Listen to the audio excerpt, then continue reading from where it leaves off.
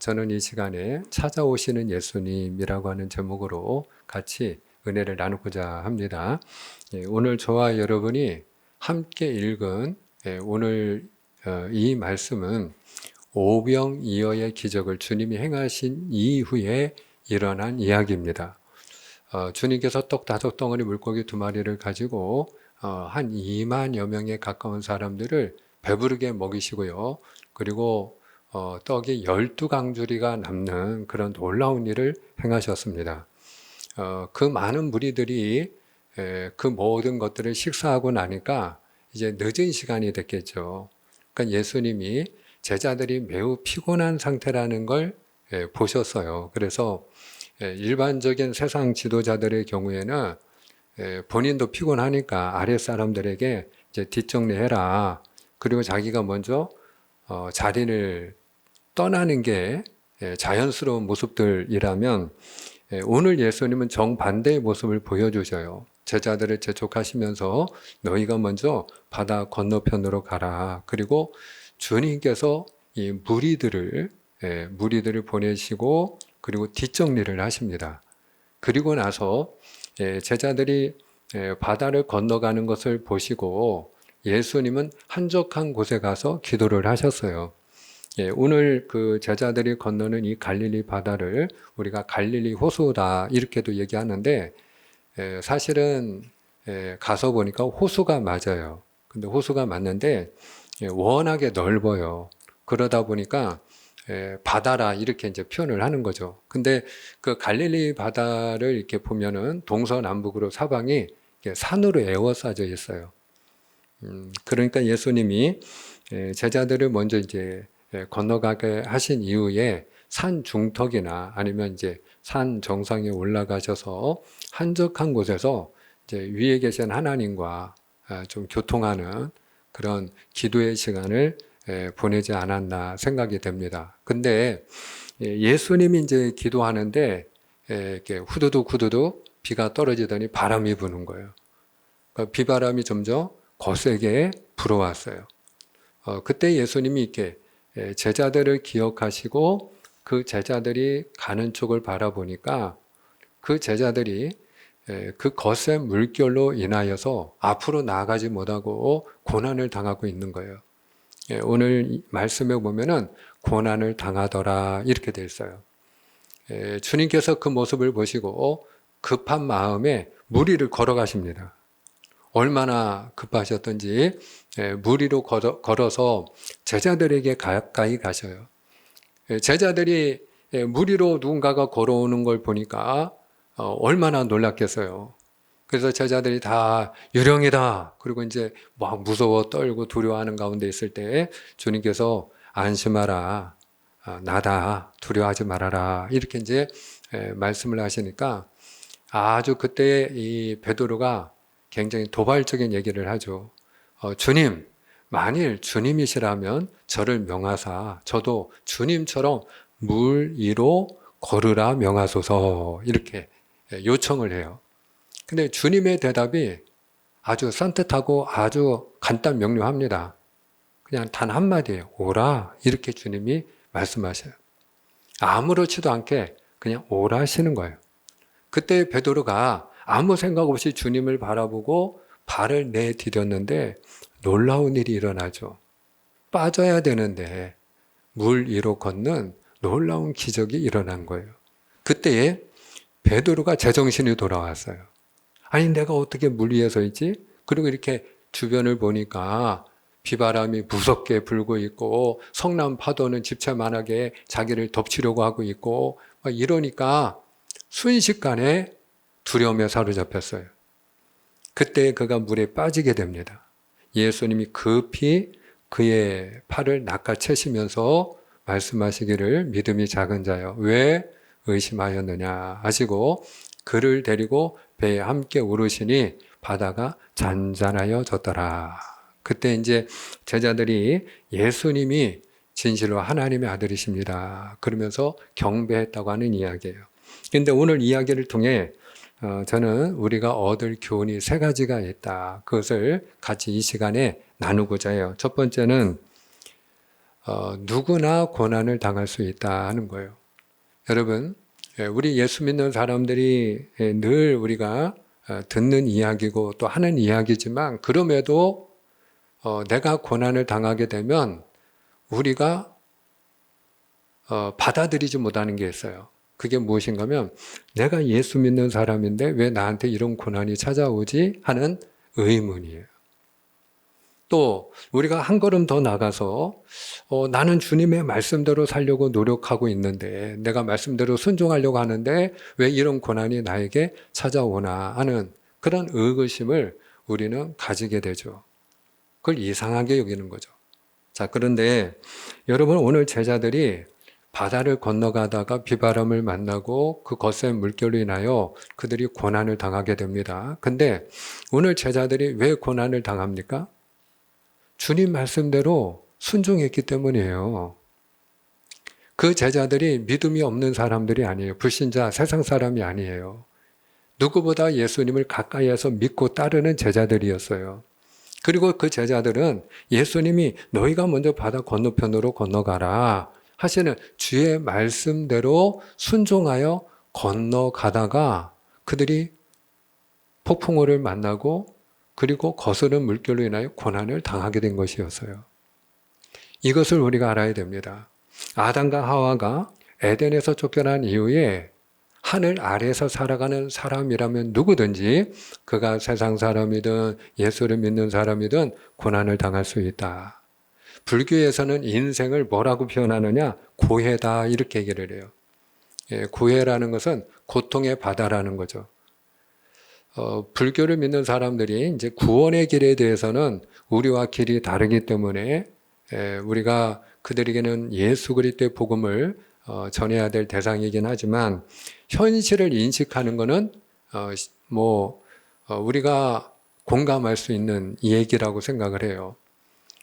사실 이 고통의 바다에서 누구든지 항해를 하면 비 내리면 비를 맞고 바람이 불면 바람을 맞고 누구든지 항해하면서 거센 물결로 인하여 고난을 당하는 그런 일들을 만나게 되는 거죠. 그래서 우리가 살다 보면 내 뜻대로 돼야 안 돼요. 안 되잖아요.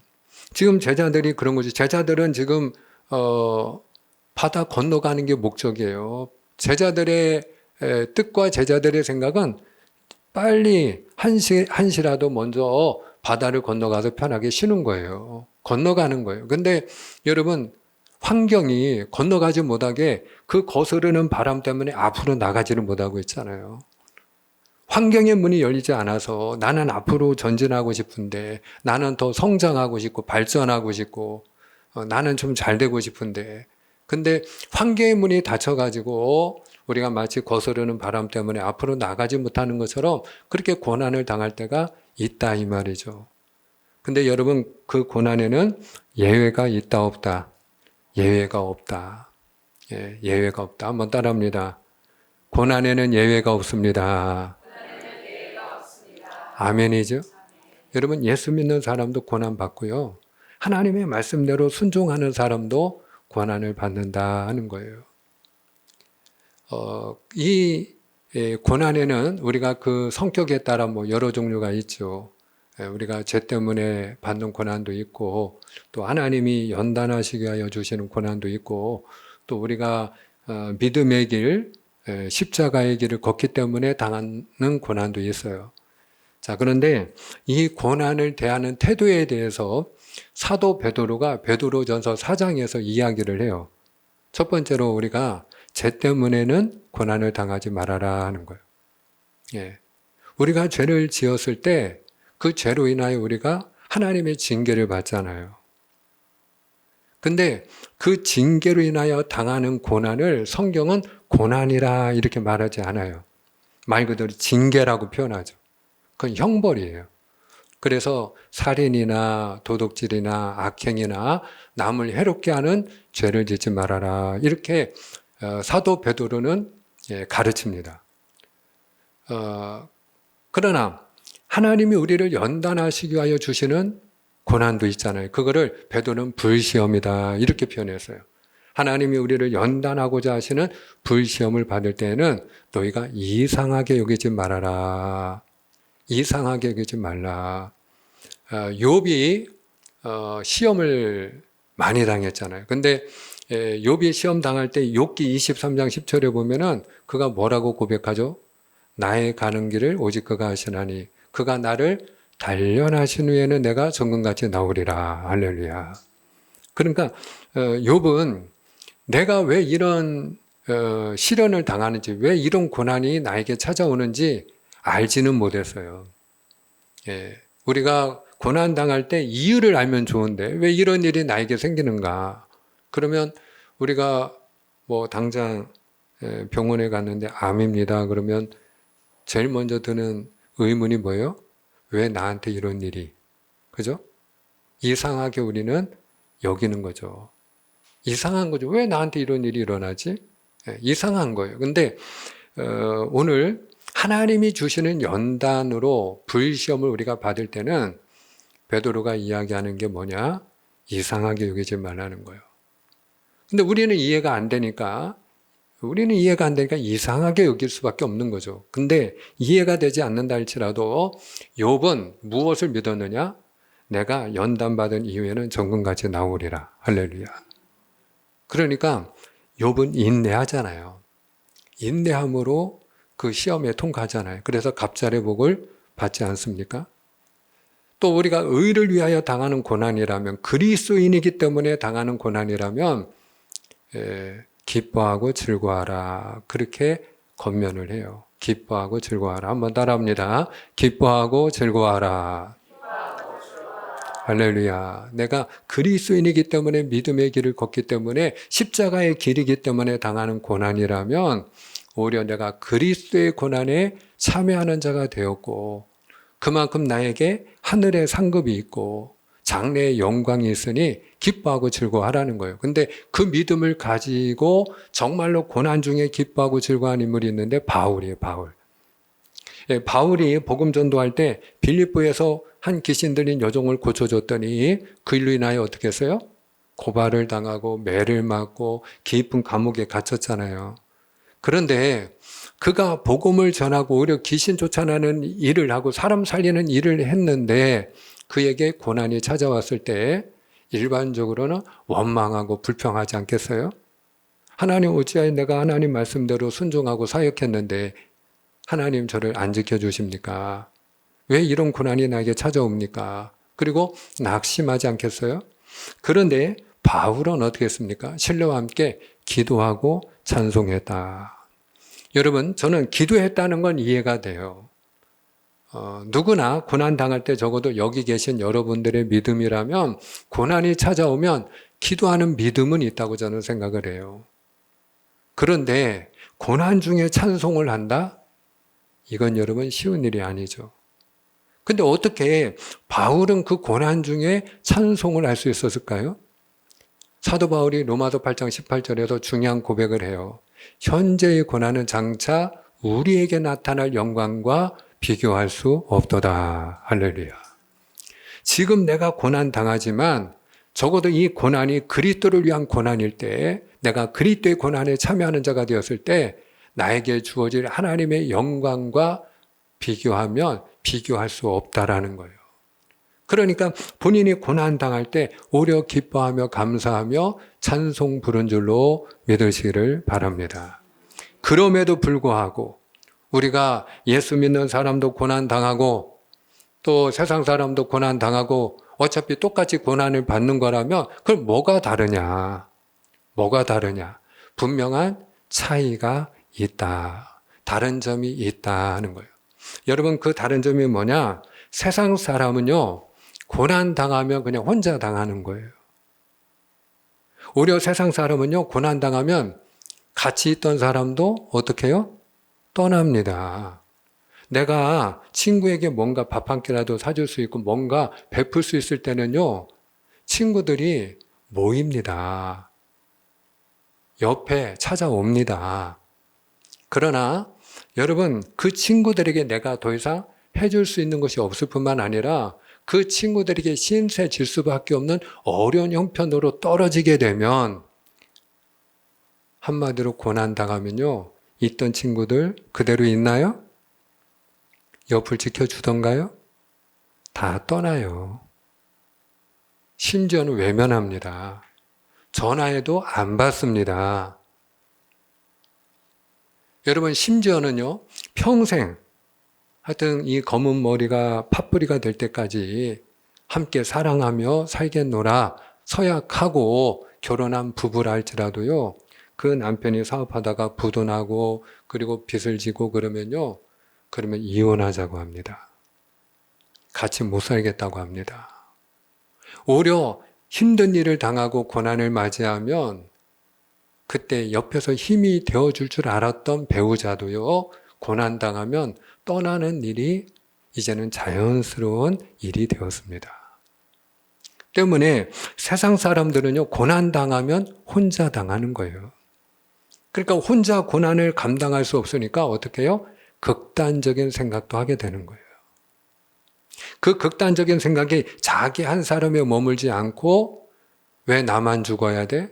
너도 죽어야지. 왜 나만 불행해야 돼? 너도 불행해야지. 그러면 묻지마 범죄를 저지르게 되는 거예요. 예. 불특정 다수를 대상으로 해서 너도 불행해야 돼. 그리고 상대방을 해치고 공격하는 거예요. 근데 여러분, 우리 믿음의 사람은 고난당할 때 분명히 다른 게 있어요. 그게 뭐냐? 주님이 찾아오십니다. 할렐루야. 고난당할 때 주님께서 나를 홀로 두지 아니하시고 주님이 나를 찾아오십니다. 그리고 주님께서 나와 함께 하시고, 오늘 제자들이 고난당할 때 누가 찾아오셔요? 예수님이 찾아오시잖아요.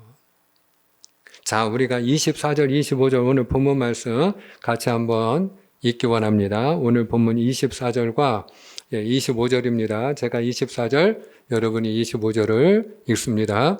배가 이미 육지에서 술이나 떠나서 바람이 거스름으로 물결로 말미암아 고난을 당하더라. 밤 사경에 예수께서 바다 위로 걸어서 제자들에게 오시니. 아멘. 자, 고난을 당하니까 밤 사경에 예수님이 제자들에게 오셨어요.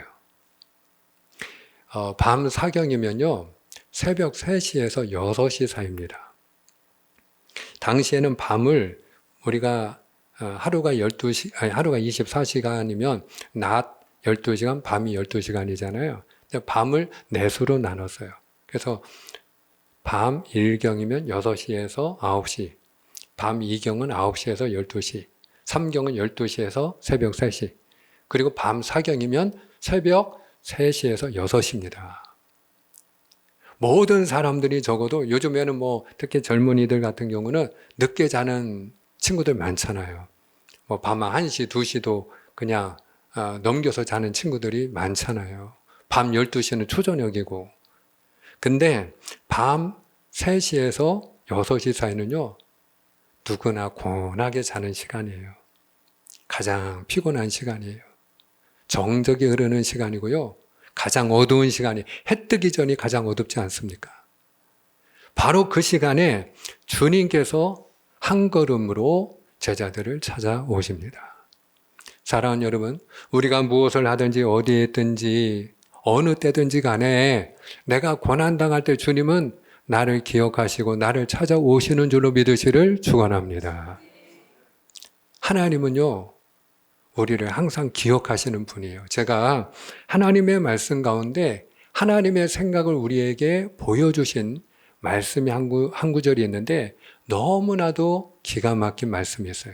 자, 이사야 49장 15절인데요. 이사야 49장 15절 말씀. 자, 하나님이 오늘 우리에게 자기의 마음을 표현하신 말씀이에요. 우리 함께 읽기 원합니다. 시작. 여인이 어찌 그 젖먹는 자식을 잊겠으며 자기 태에서 난 아들을 긍휼히 여기지 않겠느냐. 그들은 혹시 잊을지라도 나는 너를 잊지 아니할 것이라. 아멘. 여인이 어떻게 그 젖먹이 아이를 잊어버리겠어요. 본인이 일을 하다가도 아이가 때가 돼서 응애하고 울면은 아이고 우리에게 배고픈가 보다. 그리고 하던 일 다 어떻게 해요? 올스톱하고 달려가잖아요. 때로는 친정 부모한테 아이를 맡겨놓고 외출하는 일이 있다 할지라도 여러분 때가 돼서 아이가 배고플 시간이 되면 벌써 우리가 어떻게 해요? 젖 먹인 엄마는 젖이 돈다고 하잖아요. 그러니까 본인이 벌써 느끼잖아요. 밥을 먹다가도 우리 애기가 배고프겠다. 지금 밥을 잘 먹고 있나 모르겠다. 그 아이를 잊지 못하는 거죠. 그리고 자기 태에서 난 그 자식을 긍휼히 여기지 않는 부모가 누가 있겠어요. 그런데 오늘 하나님이 뭐라고 말씀하시느냐? 혹시 그들은 잊을지라도, 부모라 할지라도 젖먹이 자식을 잊어버리거나 그 젖먹이 자식을 긍휼히 여기지 아니하는 일이 있을지라도 나는 너를 잊지 아니하리라. 할렐루야. 근데 정말로 하나님이 우리 인생을 아시고 이게 하신 말씀이에요. 왜냐하면 여러분, 어느 부모가 젖먹이를 잊어버리고 어느 부모가 그 자식을 긍휼히 여기지 않겠느냐, 우리가 생각을 하지만 우리 주변에서 일어나는 일들을 보면 그런 일들이 있나요, 없나요? 의외로 많아요. 그 젖먹이 자식을 기억하지도 않고요, 심지어는 내다 버리기도 하고요, 그리고 전혀 긍휼히 여기지 않는 그런 부모들이 있더라고요. 이틀 전에 부산 고법에서, 고등법원에서 한 그 어머니에게 유산을 그 딸에게도 40%를 좀 줘라, 이래가지고 그 어떤 합의안을 이렇게 제시를 했는데, 그 어머니가 자기 딸인데 내가 혼자 다 가지겠다는 거예요. 그러면은 그 어머니가 혼자 다 가져야 되겠다고 하는 그 상속 재산은 누구의 재산이냐? 죽은 아들의 재산이에요. 아들이 배를 타다가 죽었어요. 그러니까 사망보험금이 나왔어요. 사망보험금이 나왔는데 그 아들이 같이 사는 여자가 있었는데 혼인신고를 안 한 거야. 그러니까 혼인신고를 안 하게 되면 사실혼 관계가 인정된다 할지라도 상속권은 없더라고요. 사망했을 때는. 그러니까 그 상속을 누가 받게 되느냐? 부모가 받게 되고 그 부모 다음엔 형제가 받게 되는 거예요. 그런데 그 어머니가 어떤 어머니냐? 그 죽은 아들이 2살 때 3남매를 낳았는데 그 죽은 아들이 막내인데 2살 때 버리고 집을 떠난 그런 엄마예요. 그리고 몇 년의 세월이 지났느냐? 54년이나 지난 거예요. 그동안에 한 번도 연락도 한 일이 없어요. 그러니 여러분, 이 3남매가 서로 의지하면서 자라나지 않았겠어요? 근데 불행하게도 또 큰 오빠가 10년 전에 죽었어요. 그러니까 이제 유일하게 남매가 서로 의지하며 살지 않았겠어요? 근데 여러분, 그 2살 배기 이제 엄마 없으니 누가 엄마 노릇도 하면서 그러면서 그 동생을 돌봤겠냐고요. 그 누이지, 그죠? 예. 그러니까 법적인 상속권은 어머니에게 당연히 먼저 다 돌아가지만, 그러나 그 사망보험금이 2억 3천을 공탁을 법원에 해놨으니 거기에서 적어도 한 40%에 해당되는 1억은 그 딸에게, 당신의 딸 아니냐, 그리고 당신 아들을 돌봐줬지 않냐, 그러니까 한 40%를 그렇게 그 딸에게도 줘라 그랬는데 엄마는 못 주겠다는 거예요. 내가 법대로 다 가져야겠다라는 거예요. 근데 알고 보니까 그 죽은 아들의 명의로 됐던 집도 자기 명의로 이미 바꿔놓고, 그리고 그 아들 통장에 있던 잔액 1억도 자기 명의로 바꿔놨더라고요. 그러니까 이런 부모도 있더라고요. 그러니 여러분, 오늘 하나님께서 우리에게 들려주시는 말씀이 그거예요. 혹시 부모가 그 자식을 잊어버리거나 기억지도 아니하거나 내다 버리거나 긍휼히 여기지 아니하는 일이 있을지라도 나는 너를 잊지 아니하리라. 할렐루야. 여러분, 우리를 잊지 아니하시고 내가 고난당할 때 나를 홀로 두지 아니하시고 나를 찾아오시는 그분이 우리의 아버지 하나님인 줄로 믿으시면 아멘입니다. 그래서 우리가 분명하게 알아야 되는 게 있는데, 하나님의 사람은 누가 지켜주신다? 하나님이 지켜주셔요. 한번 따라합니다. 하나님의 사람은 하나님이 지켜주십니다. 믿으시면 아멘입니다. 하나님의 사람은요, 하나님이 지켜주시는 거예요. 그래서 아브라함이 그 가나안 땅에 갔다가 흉년 들어가지고 애굽에 내려가서 실수를 하잖아요. 자기 아내를 누이 동생이라고 속이는 그 일이 있잖아요. 그로 인해서 어떻게 해요? 아내를 빼앗기잖아요. 아내가 애굽의 그 왕인 바로의 궁궐로 들어가는 일이 일어나고 첫날 밤을 맞이하게 되는데, 여러분 그때 하나님이 누구를 경고하십니까? 그 애굽의 바로 왕을 하나님이 책망하고 경고하잖아요. 사랑하는 여러분, 누가 누구를 지켜주시는 거예요? 하나님이 하나님의 사람을 지켜주시는 거예요. 할렐루야. 아브라함이 보호받은 이유는요, 다른 거 아니에요. 뭘 잘해서 그런 게 아니라 그가 하나님의 사람이기 때문에 하나님이 그를 지켜주시고 보호해주신 거예요.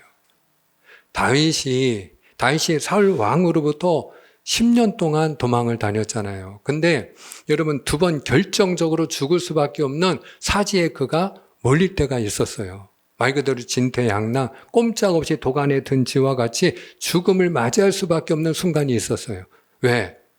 그가 숨어있는 그 동굴에 사울 왕이 찾아온 거예요. 그래, 여기 사람이 들어갔나. 그리고 군사를 동원해서 다 굴을 수색을 하는데, 여러분, 사울이 도착을 했을 때 거미 한 마리가 나와가지고 그 동굴에 거미줄을 다 쳐놓은 거야. 그러니 여러분, 밖에서 보니까 거미줄이 쳐 있으니 거기 사람이 들어갔어요, 안 들어갔어요? 그건 사람 안 들어간 거잖아요. 여러분, 누가 지켜주시는 거예요? 여러분, 하나님이 지켜주시는 거예요. 한 번은 실제로 사울 왕이 수색하고 그 굴 안으로까지 들어왔어요. 근데 여러분, 설사가 난 거예요. 설사가 갑자기. 그러니까 설사가 나니까 군사들 나가 있으라고 하고 본인 볼일 보고 나갔는데, 여러분, 그 일을 행하신 분이 하나님인 줄로 믿으시길 바랍니다.